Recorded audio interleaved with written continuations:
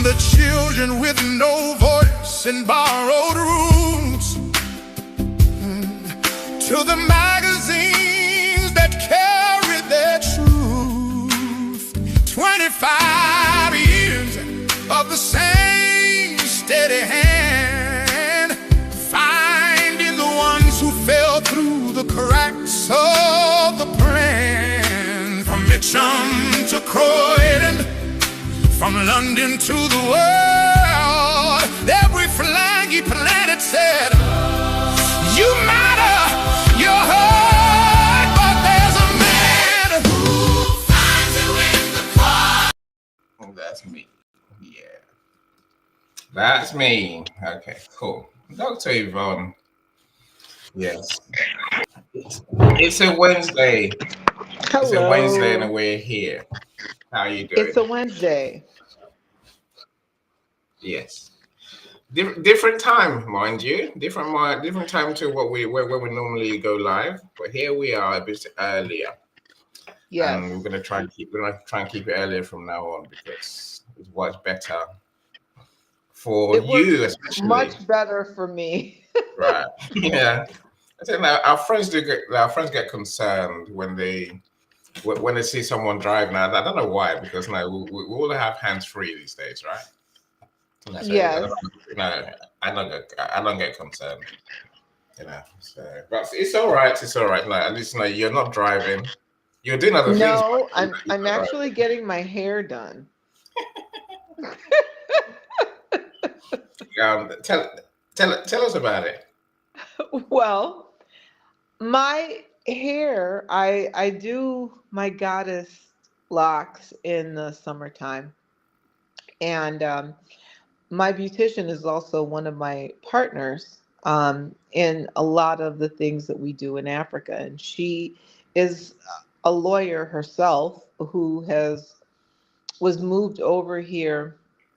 She was following the voice that she feels is God, and he led her over here. So she left being a barrister in her country of Togo and was sent over here to help children especially. And so her forte is helping women and children, just like mine. It's our give back. And we just kind of 6 years ago kind of ran into each other because for some reason these days when you make appointments to get your hair done, you could be going for a year, 2 years, 3 years, and then all of a sudden one day your beautician falls off of the map or doesn't show up for the appointments. Really? Yeah. And so I have been looking for a beautician in my general area to do my hair and my daughter's hair. And finally, I went away to college, and the same person that was doing her hair, her salon closed. And it was like just a bunch of misadventures trying to find a beautician. Anyway, long and the short of it is, I happened to go in an area that I never really frequent at all. And I passed, and there was a shop called Waymaker, the Waymaker. And if you're familiar with God and all that stuff, you know that that's one of the most famous lines or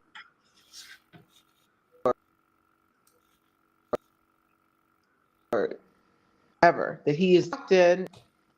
There was something about her from the very beginning. I looked at her 6 years ago and I said, I'm going to work with you one day. And my beautician is, she's very settled, and, she doesn't, not a lot excites her. Nothing bothers her. She doesn't have time for crap. And, we just kind of met each other on that level, and her being African and me doing quite a bit of work over there, it just gelled. And now we're in a very big project. We're very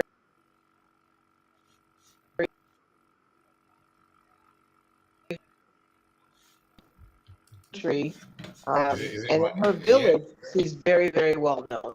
So her name is Asafa, and she doesn't mind doing the show from the chair. So that's what it comes down to. Excellent. From the chair, So it's Seppa can I say, like. It sounds like Seppa, like a different kind of chair. Seppa, say hello. Hello. Hello, how you doing? How you doing? Good. How are you doing? You see, there's a little known secrets in which not many will know, and not many will ever get to know any more about. See, when I was younger, in my teenage years, I had to go through the hairdressers, God knows how long, right? Once a month, I think, thereabouts, because I had that Michael Jackson style wet look hair. Yeah, no, Jerry curls. it's a picture, right? Yeah. Yeah, yes. I don't know. With Michael Jackson, it was more like 5 star. So it was that kind of world that I lived in, and I know the hours it takes to get your hair done. And I was so glad when eventually I ran off and then decided never again. Now I have a bald head, so it really is never again. And I'm safe now. I'm safe from myself. You're safe. My son, my 17-year-old son, he's got hair, big hair, but no, there's no hair, no, there's no treatment involved. It's just him greasing his hair half the day, and then you're thinking, why do you have such a big hair? No, he has to go, but he's determined to keep it. He won't keep it for too long. Yes. My kids today have funny hair. I think is that the curtain look? Where the hair covers it. I'm like, why is your hair covering your face in strands? What's that? But kids today, the hair is fascinating, though, right? Hair is fascinating. Well, We it's take. our for women, well, for men too, but for women, it's our crowns. And, it's funny because I know the subject matter today, obviously, and every day that we do my room or this room, Mm, it has everything to do with narcissists and especially narcissistic spouses and family members and mothers and things of that nature. But what's funny is that these women um, that go their with your narcissistic spouse, they're going with them because they think that spouse does everything for you. They get your mm, hair done, they get your nails done, because they're looking at you and they're envying you and they don't know half of the shit you have to go through, mm, right? mm, And they also don't know, not until they get into a adulterous relationship with your spouse do they find out that you look the way you do because you pay your own bills. mm, It's not because the narcissist wants you to be pretty. It's because he wants everyone to think, or she wants everyone to think, that they're such a perfect complement in that marriage or in that union. And a lot of times when, um, and I want to call them tramps or whores or whatever you want to call them, because whenever you're touching another woman's man, you yourself, you're nothing, you're a piece of shit. So Hush. basically, when they see that, they really believe that this man is like, oh, he's the best catch ever, until that shit turns sideways and they realize, oh my God, I was just tricked. Mm, You know, there's nothing. I don't want anyone um, putting their foot on my neck and not allowing me to breathe and tearing me down. But that's the funny thing about being in these narcissistic type relationships, even with parents, especially mothers, because narcissistic mothers, they hate you because they would rather be you, and they don't know how to justify that in their head. So you become their, I think what would you call it? You become their target. So it's the same kind of thing because you've got people that are looking on that are like, oh my God, I love your mother. Oh my God, she's so sweet. Oh my God, look at her laugh. Oh my Jesus, she's so great. And in the background, she can't stand you. She's treating you like shit and she wish you were dead. Um, Everything is about appearances with narcissistic people. But when you get to know who they are, you realize, oh my God, is there a speedboat fast enough to get out of here? Is there Sadly, one? the answer is normally no, right? Yeah, The answer is no until you wake up and yeah, realize that you're worth more than how these people are treating you. But yeah. yeah, so All we're right. here today to talk about how to gain your freedom from those kinds of relationships while still being in them until you can honestly just move. Get yourself together and just leave. You can actually start living a soft life once you wake up to the fact that that person will never change. When you realize that you could be that mirror and take back your strength, take back your power, take back your self worth, understand who you are, and know where you want to go without the sanction of that narcissist standing in the background telling you you are, either ugly, no good, fat, can't, never amount to anything, while he can't do shit and can't do nothing without you. You find a way to get back to yourself while still being in that situation by holding up a mirror and calling out all of the cues. See, because once you've been in the situation with the narcissist for years and years upon years, and once you actually wake up, like once you actually realize, it's not me, it's that person and it's their problem, and I am collateral damage. Well, actually, I'm the target and the children are collateral damage. Um, if it's a husband and wife situation, if it's a situation where there's siblings and it's a parent situation, or if it's a situation where you're at work and your boss or the people you work with are narcissists, you start gaining back your power by first of all, stop questioning yourself. Secondly, stop thinking that they're right of all the negative things that they're saying about you. And then, thirdly, remembering who you are, remembering who you were when you thought that person actually was in love with you, when they said, will you marry me? Or when your mother said, oh, you're a great kid, but not really, you know?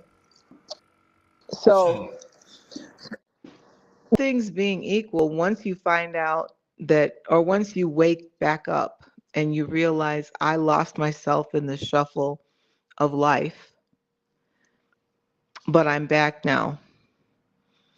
And this is the kind of life I want. And I know that your bullshit is just that. It's bullshit because you're insecure, you don't know yourself, and you rather play the victim so you can drain energy and resources and or sex or whatever it is that they're getting from those other people.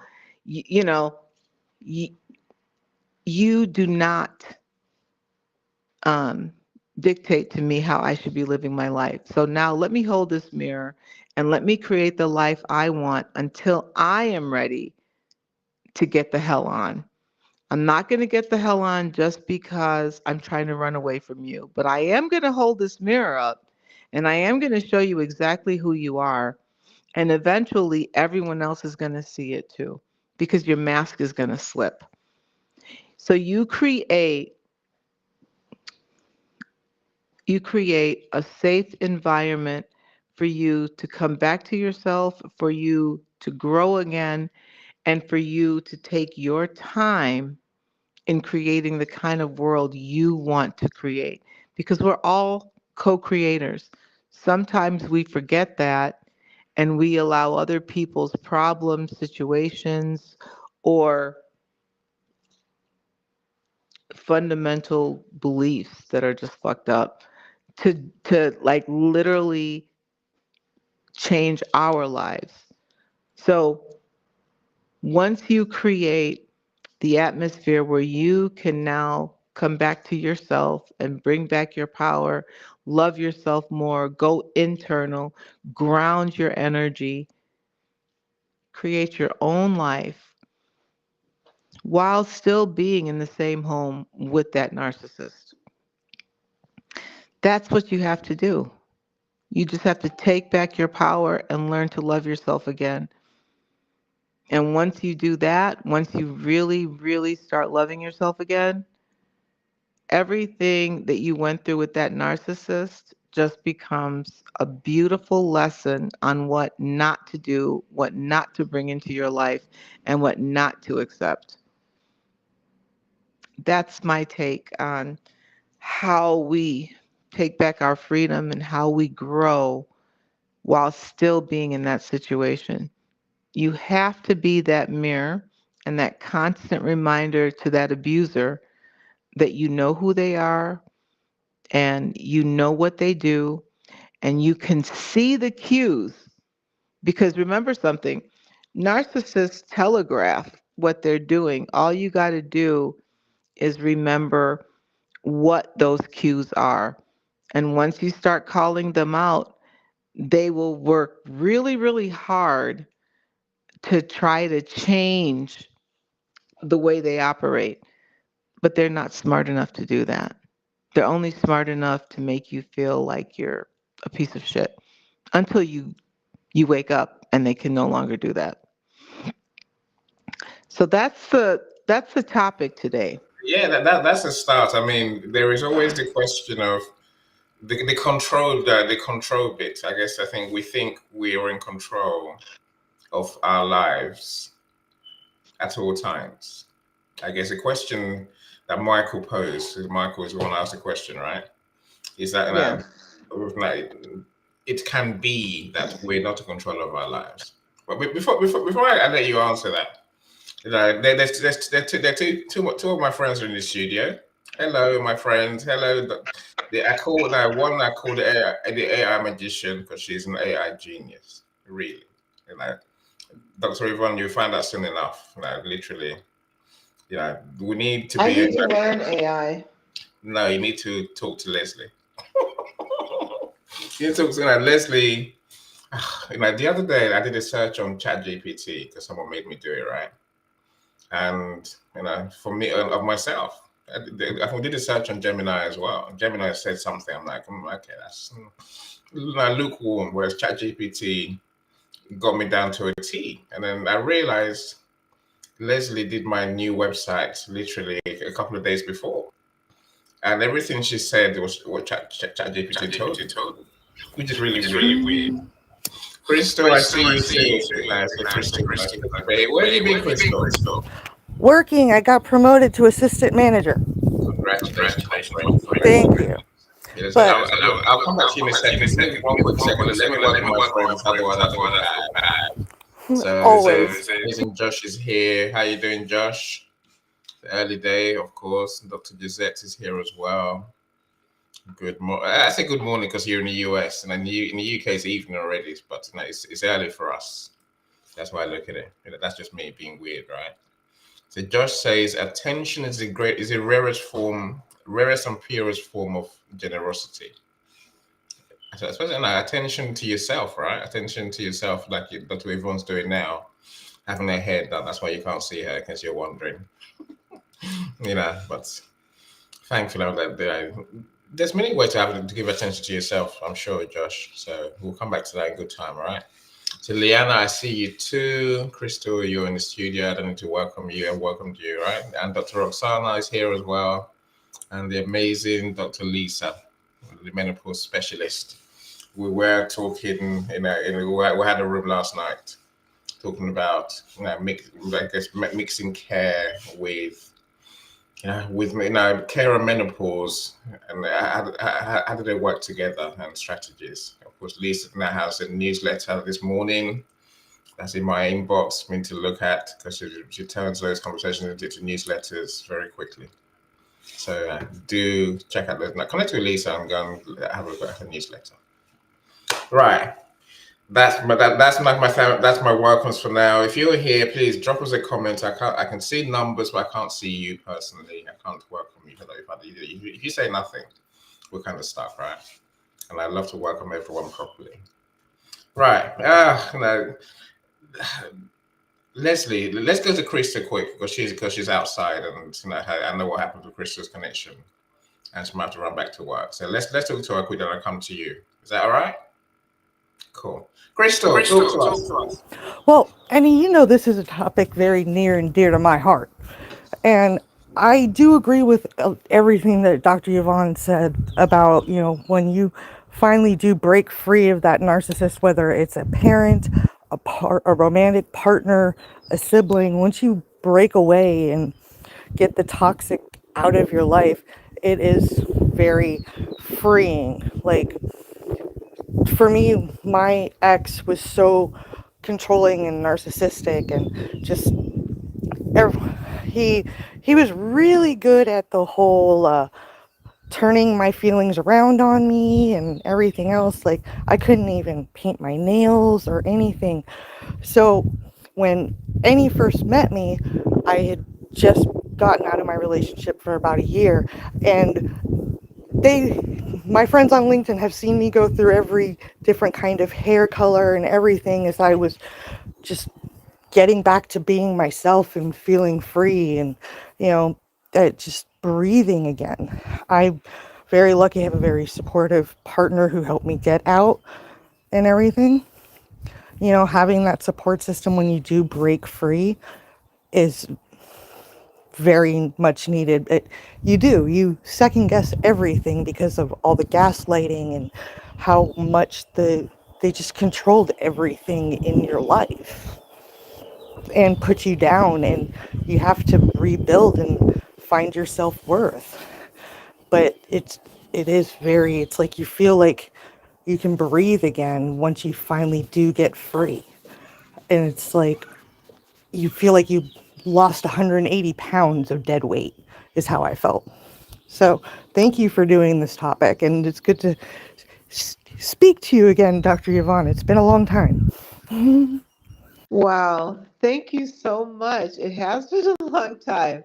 Um, I'm glad that you found your way out of that situation, and I'm glad you had a partner that the universe sent to you to help you, you know, navigate through that transition. Because the one thing that especially people that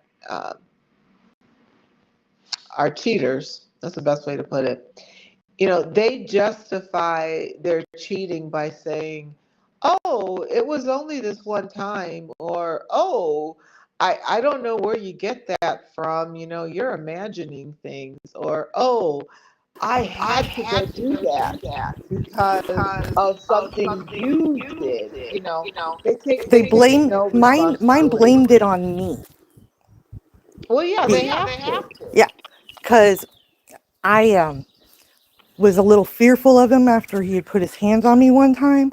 So I wasn't feeling up to being intimate. So it was my fault he cheated on me too. Yeah. Well, Mhm. they do that. I'll tell you the one thing that got to me, because when I started finding things out, uh, it would be the time and attention, because see, they're very aloof, and they will leave you high and dry while giving all of their attention to the horde that they're cheating with, because that's what they, once you know that you're in somebody else's backyard, and especially if that person has, kids and a home and all that kind of stuff, um, you're a whore, plain and simple. Whether you're a male whore or a female whore, it Yep. doesn't matter. You're a freaking whore. Yep. You go One be your even own tried to be person intimate with him and be while I your was in own the bed struggle. next to him. So yeah. I You feel know, you there, sister. no, I'm so serious. Because the wife is always at home. They pile everything on you. So your children are piled on you, your house is piled on you, your bills are piled on you, you're piled on you. And then you have somebody who does not want to support you. And eventually one day you say, wait a second. On the outside, everyone is seeing all these things. They have no idea what's going on the inside of, the home or, the job or wherever. The lies just build, build, build. But you know what they say about a liar? He's got to remember what the first lie. And the one thing is, most of these liars are not good liars because they can't remember the first lie. So then they start saying, okay, well, you misunderstood what I said. You didn't hear what I said. You. Once you turn that around and you see how pathetic they are, You that's are when you're, preaching to the choir. I've been out for 6 years, and thank you. You are telling my story, my dear. You really are. well, it's been a journey. And, in writing this book, um, I've already isolated many people, especially in my family, because there were so many lies told about me, and I didn't know. I had no idea.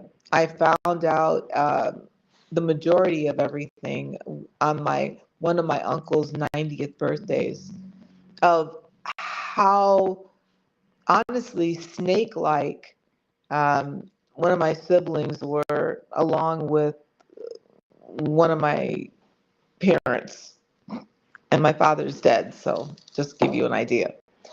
Anyway, they had kept me and my children, my family, out of everything. And I was raised Roman Catholic. So, in Roman Catholic family, number one, there's a whole bunch of people, whole mess of kids. And um, every graduation, every wedding, every event that we were invited to, I had a sibling that made sure she didn't tell me, but she would RSVP for me, or rather tell people, she's too busy. She said no. In the meantime, I would never have even known that an event was going on. So this is the kind of stuff narcissists do. And, once you wake up to them, and once they start realizing that all their little stories, all their little fantasies, all their little lies don't work anymore, you then become the object of hate. But you know what? It's okay, because when you wake up, you don't wake up because of hate. You wake up because you know that the person that they're telling everybody you are is not who you are. And you say to yourself, okay, if you hate me so much, why do you want to stay with me? Why do you want to be here? And the reason why they want to do that is because they are exercising a type of authority. I mean, we're seeing this daily in the United States of America. Someone who is completely inept, someone who doesn't know what the hell they're doing, someone who lives in their ego like a child, someone who could not be a man or a good partner if you paid them. And of course, our government now, our administration now, stealing so much money, so they're getting paid anyway. still a freaking narcissist of the ultimate level. So his narcissism, if you want to talk about narcissistic behavior, that case right there is a perfect case study. And a lot of us that go through that as ordinary people, not multimillionaires and that shit, but as ordinary people, this guy is the epitome of that. He just is everything that a narcissist is. And if you want the greatest case study, just look at our president. That's all I got to say. Yeah, the one time I met him by accident in Atlantic City because we were at his restaurant, he made my skin crawl. Like my parents are high rollers, and we were eating in his restaurant at his hotel in Atlantic City. It was for my 22nd birthday. And he came over to the table to say hi because that's what you Because do. you were there at 22. Yeah. And my mom has double D's and likes to show them off. Okay. And we're also going back 20 years. So, and the way he looked at me and my mom, I just like wanted to go back to my hotel room and just take like 20 hot showers. It was just like, oh, you know, I just felt dirty after meeting him. That's so, I, Do you know I used to love that guy, especially when he did The Apprentice. I was in love with Donald Trump. I was like, oh my God, Donald Trump. He's oh my God. but anyway. Yeah, yes. I'll leave you to that one. You know, But let everyone from ChatGPT. You turned up. Thank you. You know, say I invite this young man to all my events. But it's good to see you eventually. Say, Mr. Kazi, I see you as well. Welcome to you. Hi, everyone. And so Mike's got a couple of good comments. And then I'll come to you, Leslie. You know, Mike says, as an empath, I feel somewhat vulnerable to the narcissist, as they are masters and mistresses at having you question yourself. That's the truth, right? Add to that the complication of early trauma where I questioned my self-image, and it's been a journey. And it goes on to say, the solution is to find my identity as an image of God, a unique being of untapped power and value. Isn't that so true? Yeah, it's about finding yourself, right? Now finding your true, and realizing that greatness lies within you, and everything that you want to be, everything that you are, is ultimately good. Yeah. I think what happens, or what happened to me, is that you don't realize people actually think the way they think. You really don't realize that people can actually dislike you but stay with you just so they can have a hand in ruining you. You really don't think people that are out there like that, but that's what they are. They're sadistic as hell. But yeah, so who are we going to next? Let's go to Leslie. I'd love to hear what she has to say on our topic. Thanks, Crystal. Yeah, getting ready for lunch and have some for listening. Thanks for sharing. So, Leslie, how are you doing? I'm great, thanks. Hope you guys are doing well. Yeah, what's up in your world? Well, I hear this term narcissist, and I wonder about the people in my life, whether or not they're narcissists. But how do you define a narcissist? How do you know? Is it just because the world revolves around them and no one else matters as much? Well, Yeah. a narcissist is a person that is living in their ego.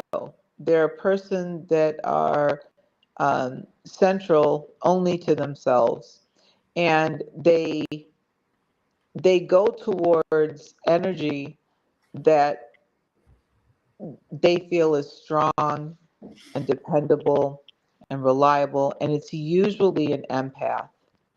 I'm an empath, you know, and they go for, if it's a male, he goes for a strong woman. Um, uh, Usually, you see these women are high powered. You know, they're they're attorneys, they're doctors, they're business women. You know, a lot of these high powered women marry these men because they're looking for love. And they don't necessarily care that the man has a ton of money or anything like that. They are literally marrying for love. Okay. And a lot of times, what will happen with the empath is that they'll want to fix things. They're pleasers, you know, like they want to help everybody. That's what empaths do. But they pick the wrong people to help. And an empath, they come into your life, they are wonderful, or so you think. They say all the right things, they do all the right things because they study you. And little by little, that powerful woman on the outside gets broken down, and a knee goes in her back or on her neck. And eventually, she starts looking like a rag. She starts feeling like a rag. He attacks the way she looks. He attacks everything she does. Nothing you do is ever right. And they find power. And that power that they find is your victimization. And once they have gotten you to where you start thinking that you're crazy, you know, like, I know I saw you do that. I know I saw what you did. And they'll start saying things to you like, you know, you're nuts. You're imagining it. You're making things up. They want everything to be about them, and they require adoration. So the cheating goes hand in hand, because see, after they are abusing you, you're not going to adore them. All you're going to do is be confused and be lost, and then you're going to have your kids and all the responsibilities they piled on you. What is a narcissist? A person that takes advantage of the and then turns it around on that person to make them feel less than. And the reason why they are like that is because they are actually less than. They don't admire themselves, they don't love themselves, and they feel less of a human than the person that they're being a vampire to, because they need that energy. But once you stop reacting to them, they get confused. They get confused, they get lost, and then they don't know how to keep you in check. So, a narcissist is a self absorbed person that likes to create havoc and pain in their victims. That's what a narcissist is. That's horrible. It's the truth. And what about your book? What direction is your book taking? How to escape from a narcissist? No, my book is really about my life. Oh, okay. Different parts of my life, and where how I got to where I am right now, and my journey to get here. It's actually the awakening, um, because I'm Caribbean, and a lot of our cultures honestly rest on the narcissistic characteristics, and we feel like it's normal. We Mhm. really feel like it's normal because a lot of what was going on to me, I grew up with, and I thought it was normal, and it's anything but normal. It's anything but normal. But you know, once you associate certain things with love, life, or family, it does become normal to you until it's not, if that makes sense. Yeah, absolutely. So Sorry, I tell guess I'm us just about jumping in. you. I thought the book was about narcissism, but I see it's only just one chapter in your life. There is another book. There is a narcissist. Yeah. Now, at least escaping toxic relationships books that's coming. The book that's coming as well. Yeah, that's coming too. Yeah. Okay. You know, and your life story book, Dr. Yvonne, also has some guides or some resources for those who do experience narcissism. Yeah, So it does, because it's woven in my entire life. It's woven into my entire life, because I'm very much into my culture. Never change it for the world. I don't care if I've lived here for a million years. I'm still a Caribbean woman. I'm still a Jamaican woman. And I believe in my culture, So uh, it's rampant in my life. It's rampant in my life. That's the best way to put it. But the beauty of that is, when you're more than a survivor, um, because that word survivor or survival, it almost gives you the connotation that you're still living in that mindset. And I no longer live there. That house is completely empty. The mindset of being a survivor or being a victim. I'm just myself now, and I really love myself. And see, that's the biggest key, is loving yourself. Because once you love yourself, even though you're never going to be perfect because you're human, right? You're living in the human condition, you know that you don't deserve to be treated like shit from anyone, you Yeah. know? like they say, your book, it's telling the truths that not many want to tell, and facing the issues that not many want to face. So Cheryl Rose, I do love your comments. Cheryl Rose says narcissists have a whole playbook. And I guess we see, it's not just partners. And I say the fact that family can be the same. It's not, some friends can be the same as well. To be fair, they can be totally narcissistic. As Cheryl Rose says, there's a difference between narcissistic abuse and just having a narcissistic personalities around you.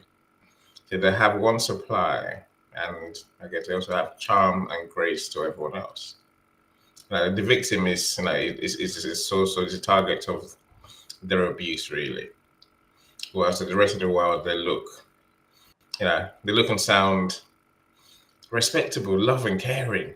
As Dr. Yvonne said, it looks like they're the ones paying the bills to have the lifestyle that we have. Whereas in reality, you're paying the bills. To at least look as presentable as you can. Whilst being tortured effectively.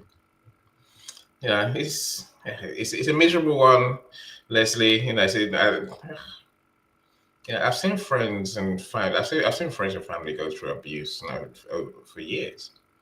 And sometimes you wonder, why would you stay there? And Wow. but even those that leave, again, there's a whole different load of problems. That's what today's topic really is about. Those who do leave and then they don't feel that they control their lives. They don't feel that they're in charge of their lives. They can make choices. It's how do those people really really start healing when you still feel under the influence, so to speak. The influence symptoms, signs and signals, as Dr. Yvonne said earlier. Those things are all still there because I guess this sort of abuse fundamentally changes who you are. Mm-hmm. Because a narcissist plays on your psyche, they play on your personality, they play on your belief of everything that you see the world as, and they'll flip that on its head, and life becomes a negative experience, which is just. I can just hear you screaming, Leslie, escape, escape, escape, quick. No, I wasn't going to say that. I was thinking the opposite, actually. When you said why do you stay? I was thinking there's millions of reasons why people stay. We think we all have so much freedom about what we can do, but it's not easy. It's not easy to to design and live the life that we want. And it has that, it's all about that mindset piece and what Dr. Yvonne said about loving yourself, Mm. and that's all mindset work too. But if you can identify that you've been abused by a narcissist, I'm sure that's helpful in the recovery. Yeah, for sure. Again, and I think you're 100% right. Is the first step is recognizing the situation one is in. This is not healthy. This is abuse by any count of the imagination. However you look at it, it's abuse, and then because without that, nothing happens, right? And Sharon Rose says, this person has psychological unsafety. Especially if it's a parent. Yes. He's odd. Yeah, I mean, you could just leave a parent, but that really has a massive impact on your life. Yeah. But again, it's not. I've learned from Dr. Reform. It's not just a parent. It's not just leaving a parent, because they've got this web around them and around you that that essentially says they're great. As Mike says, from the outside, they look great because no one's actually looked deeply. When you start digging under the covers, then you start seeing the insecurities, as Dr. Yvonne said earlier. Yeah, because they're not happy people at all. They're just not. They are miserable. They feel small, so they have to find a victim. And that's the thing to with a child. For all we know. Let me say, let me say this. The mindset piece. So when I work with clients that come to me, um, let me back up a little bit. So I have a legal background, and I had my children very, very late. So when I got married, I mean, I was with my husband. I've known my husband since I was 7 and he was 9.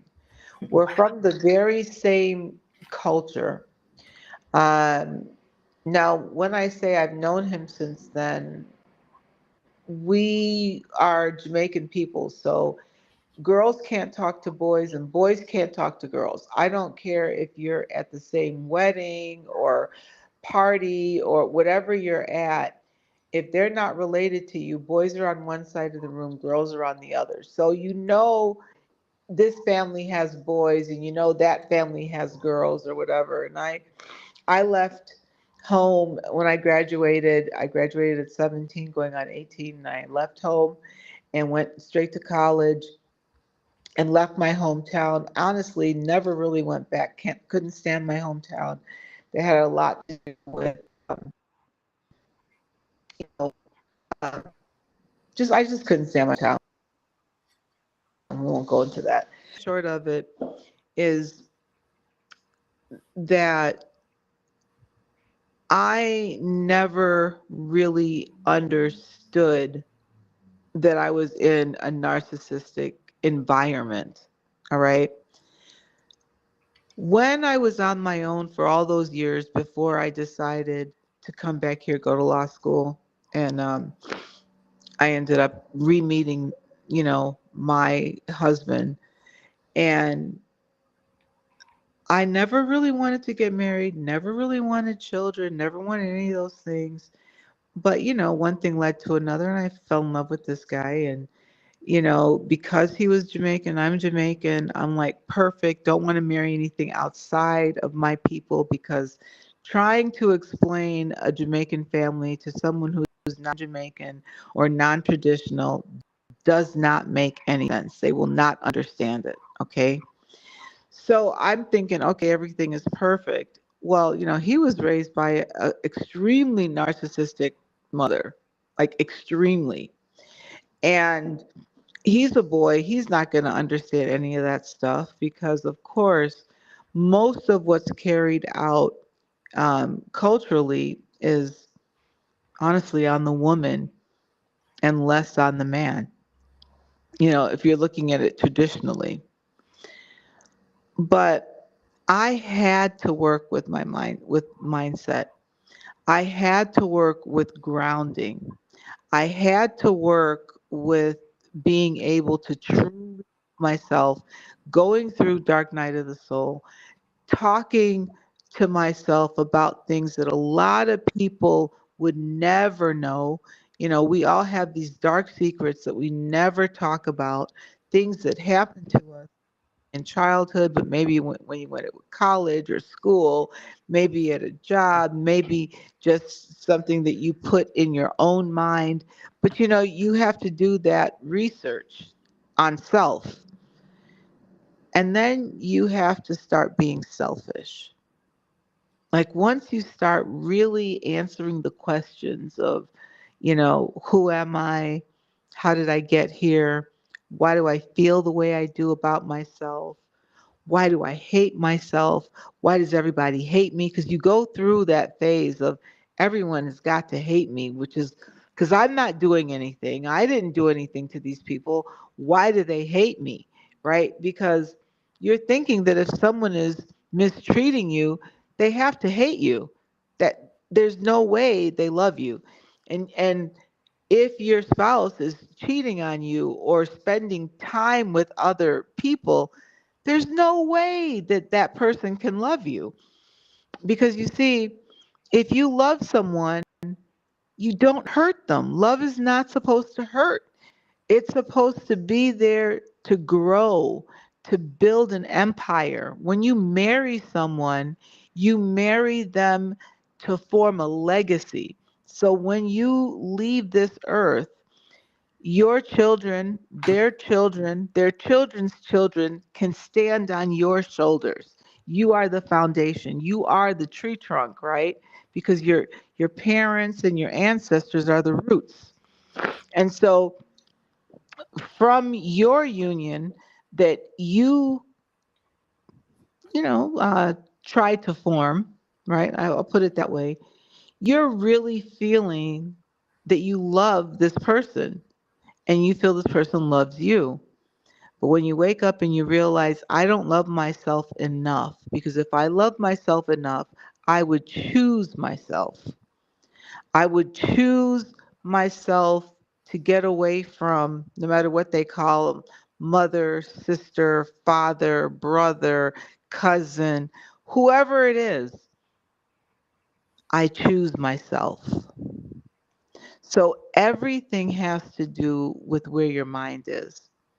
And remember, the first thing an abuser does is they take away your identity. They take it away and they begin to tell you who you are, tell you how weak you are, tell you what you do not have, tell you that they can do better, tell you that you have failed as a partner or as a worker, as a sister, whatever. You failed, right? And you begin to believe that. You begin to wear that sleeve. Well, guess what happens when you go through dark night of the soul? When you finally wake up and you say, wait a second, wait, when you told me this, that, and this other, you were actually lying, because now I can go back and remember the circumstances for which that lie was told. And when you start recognizing their pattern and recognizing that each time they put you through that, you chose them over yourself. So when I start working with clients, the first thing I do is I give them certain exercises. One of them is a mirror exercise, looking at yourself and all the things that they told you you weren't, identifying it in the mirror that you actually are. You actually are beautiful. You actually do have a good sense of humor. You actually, have pretty skin. Your teeth are actually okay. You can go on because they just tear you down. However they can tear you down, they tear you down. Um,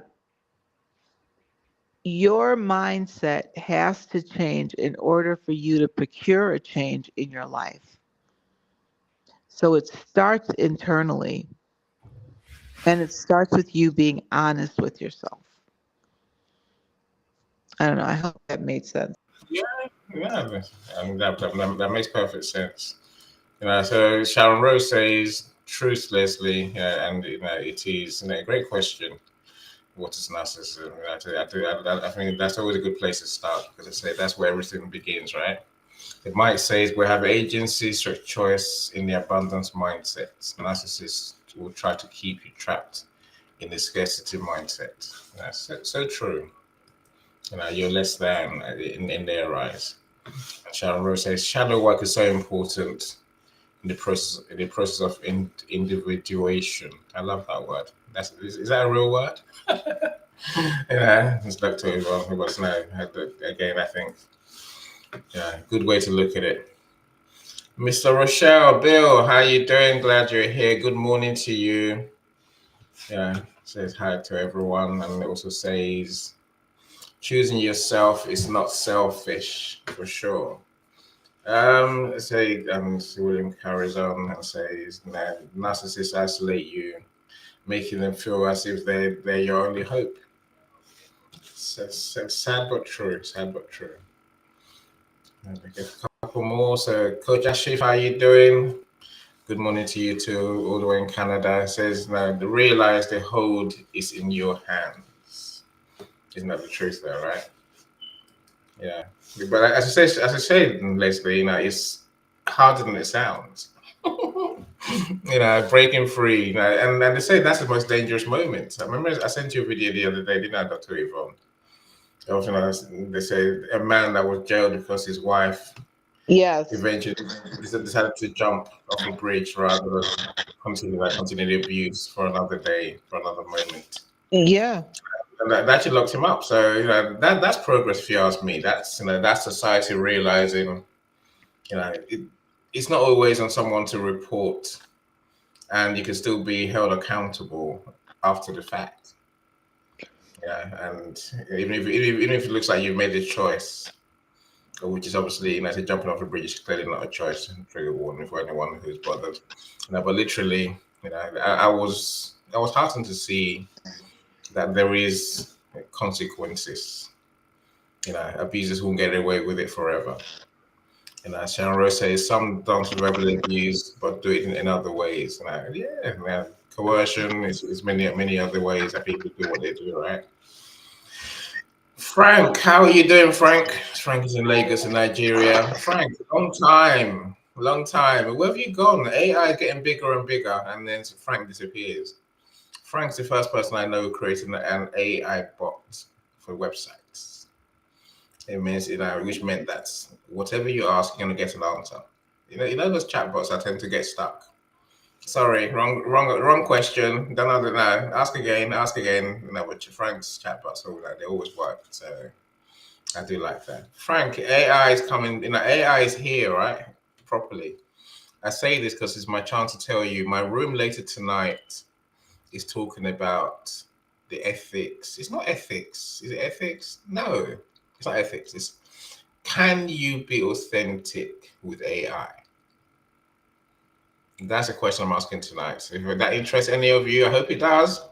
Let's talk about it. I know Bill talks about authenticity every day. But when you're using AI to create and to be, what does that mean for your humanity? That's the question I'm asking, really. Leslie, you're gonna be there, aren't you? I hope you will be. Yeah. Now, Leslie's my AI genius, so really, we're working together. So, Yeah, I just feel like AI gives me the tools that I need to express myself in ways that, I couldn't before. I just absolutely love it. And I think that if you're putting out stuff, but you're using AI, it's still valid because if it's what you would want to say. Do you know what I mean? Like, I Yeah. didn't know how to say that, but that is perfect. I love the way that sounds, and that's exactly what I want to say. Let's not have the conversation now. Let's not hijack Dr. Yvonne's room, right? Let's have a conversation. It's at 10 p.m. my time, 10 p.m. in the UK. So what's that? 6 p.m. your time at Atlantic time. Yeah. Whereas for my Nigerian friends, I've been frank, you just asked what time. I'll share the link, so have a look. And I see 10 p.m. UK time. Which, how does that translate? I think it's the same as Nigeria's time, I think. Yeah, I think it is. Yeah, with the same time until the summer. Dr. Yvonne, let me come back to you. Why don't we feel like, how can it be that even though we're free, we don't necessarily feel in control of our lives? Say that again, Annie. How can it be that someone escapes narcissistic relationships and then they still don't feel in control of their lives? I'll tell you what the scenario is. The scenario is that people say to themselves, "I will start healing when when I feel totally in control of my life." Well, I mean, you got to start healing before that, don't you? Some of our usual people aren't really here that sit on the panel that can relate to that, especially Elle Levine, where she literally can relate to, moving on and not being able to have anyone there to help her, but then to realize, you know what, I really don't need anyone there to help me. Uh, you, I think for me, I just had to ask the really hard questions of why I'm allowing it. And, I had to hit rock bottom in every area of my life. And I don't mean rock bottom like, like you hear people, oh, I ended up on the street, or I ended up using drugs. Or no, I'm talking about rock bottom internally. And when you hit rock bottom internally, the only other place to go is up. So, yeah. But I appreciate today. I think that the time change kind of uh, other people are looking for us to come on at 12. I know that because I had some inboxing and they're like, no, I can't come at this time because I'm still working. 12 o'clock is perfect because of lunch or whatever. But I appreciate everybody that did make it here today. I'm sure that the other people that did not get to make it here today will be able to replay this. As far as the book goes, Annie and I have several things that we're going to be working on together, but I'm extremely excited about this book because part of my journey obviously has this narcissistic thing all through it because it's been in my whole life. It's been there since I was a kid. Just didn't know the name for it. So I want to thank everybody for coming today. What is it? It's an hour now. So I think that we're like right on target, actually. Yeah. We've done. Usually we go for like 2 hours or something. Yeah, I'm let's not happy do that. Let's not do that. No, I can't do that today. Well, look, I think it's a good place that we are in. I'm always keen to talk strategies going forward. And I think like realizing that we are where we are and we must begin today is the point. Really, our healing must start today. I think you say that you shared a lot in terms of strategy, in terms of where we at least begin to see and have our eyes wide open, and it's from there that we begin the healing process. Leslie, please. Yes. Yeah, I always see, I'm when just, I can see you, I think you're I'm thinking. just, yeah, because I'm thinking, I'm wondering if that's the label that I need to apply to the people in my life. Just exactly what you said, Yvonne. Yvonne, you didn't know the term. It was a point where you realized, oh, that's what I was going through. It was a narcissistic person. I had no So idea that's of the kind of what, term. No idea. yeah, I and didn't that's what even I'm know it thinking now. existed. Yeah. I like what Coach Ashley says. He says, audit how much and where you give. That I think is at the heart of how we know our situation. It requires honest reflection of where we are, right? Honest take of our situation. How much are we giving, and what are we giving? What are we getting back in return? You know, Sharon Rose says, having that. If you haven't got a complete sense of abandonment, then we have to try and get to empowerment somehow, being empowered truly. You have to empower yourself. She's very right. The work that you do to get to the point where you can have a soft life, right? Because people think that a soft life means, oh, I have money. No, a lot of that confusion and that pain and that sense of lack, that inability to love yourself the right way, that when you change those things, turn those things around, that is your soft life. Well, that's my soft life. Yeah. My soft life is understanding the word no, choosing when I get up, sit down, go eat this, not eat, cook, not cook. My soft life looks probably very different from the ones that you see that are on private jets living their soft life. My soft life, I don't need a private jet. I just need peace. Yeah. So, And I suppose that we don't all have that on day one. All day. So all day 100. I think it's a journey. I think we have to go through, and we'll build towards regaining ourselves. As Coach Ashley says, don't ask for permission to fly. The wings are yours, and the sky belongs to no one. Self-ownership, what it's all about, really. the thing to remember too is that once you begin to recover, when that narcissist, regardless of who the narcissist is, when they still try to justify their behavior, you know that that person is going to that same behavior that woke you up. And that is when you will have strength enough and you'll have the ability to just walk out that door, logistically. Yeah, So people have to remember that, yeah. You will be free.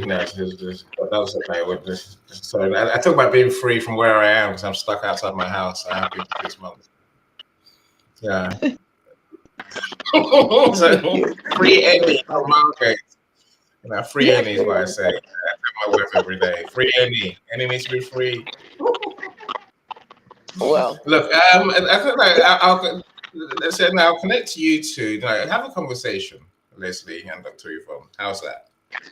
That's always a good way to conversation.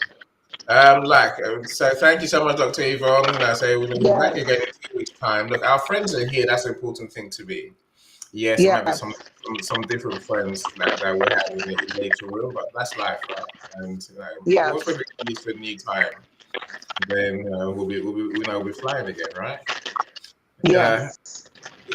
Thank you so much. Look, I can't wait to see what your braids look like when Oh, they're well. eventually done. My goddess braids are going to be beautiful as usual.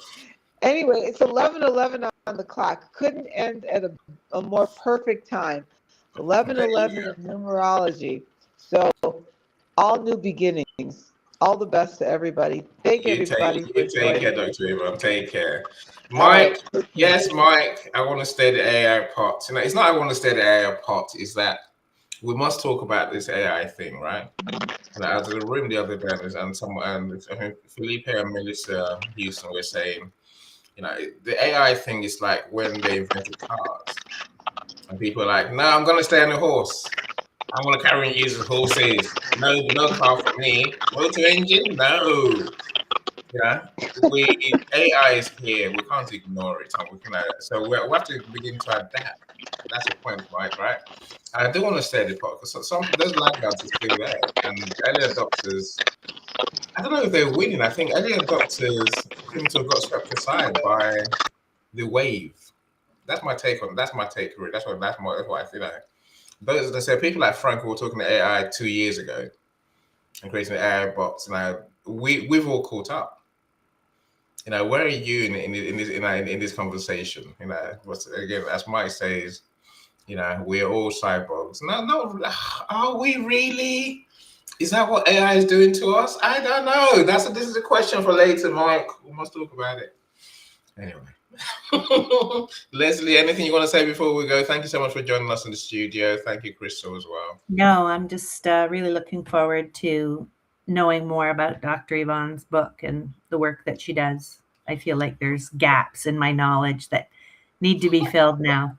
Right. Only by becoming friends that we fill those gaps, right? Thank So you. I'll connect in the group chat and then let's start the conversation properly, right? Yes. You know, Okay, guys. thank you, everyone. Thank you, everyone. So do enjoy it. So the link to my event is in the comments. So do join Being Your Authentic Self in Business later on. Let's talk about this issue of authenticity with AI. So bye, everyone. Bye, everyone. Bye-bye. And he sees you. He sees you. He sees you. Oh, from the children with no voice in borrowed rooms